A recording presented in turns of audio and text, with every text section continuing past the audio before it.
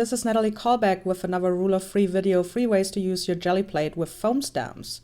So what you need is a monoprinting plate, paper, the Stamp and Stencil Sets, which contain a foam stamp, rubber stamp, and a stencil acrylic paint sprayer and archival ink.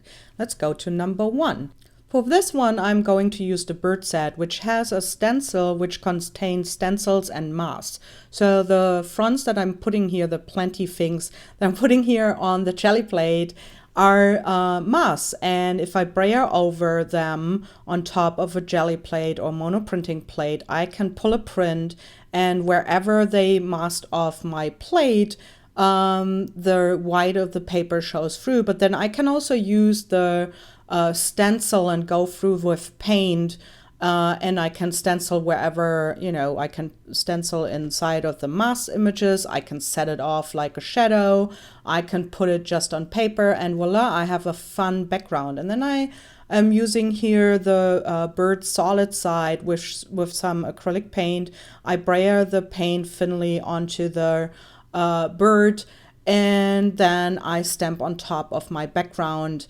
And then I can use the rubber stamp included in the set with some archival ink, make it nice and juicy, and stamp on top of my stamped image here. And voila, this could be a card, or, there's all sorts of things. I'm showing this just on a little bit bigger paper for you.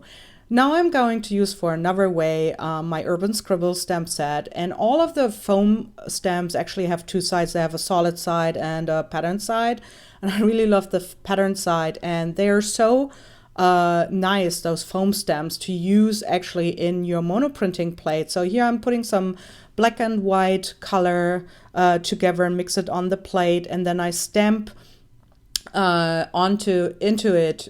So I'm taking paint off with both layers, with both sides of the stamp, and I'm pulling 2 prints on top of each other to get like a fun layer of the paint. The less paint you use, the better, so you get this like really layered effect.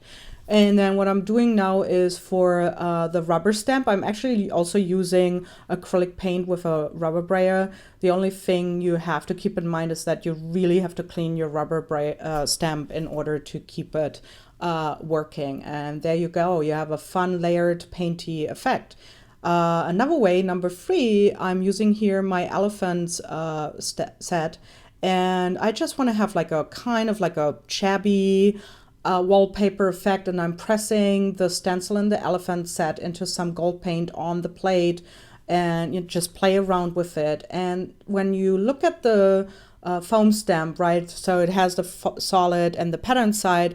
One thing is you can use the rubber stamp on top of the stamped image of the foam stamp. So if I stamp, boom, I can use the rubber stamp. But what if I want to use the pattern side of my elephant on the same side? I have to reverse the image, and I can do that with my Gelliplate or monoprinting plate.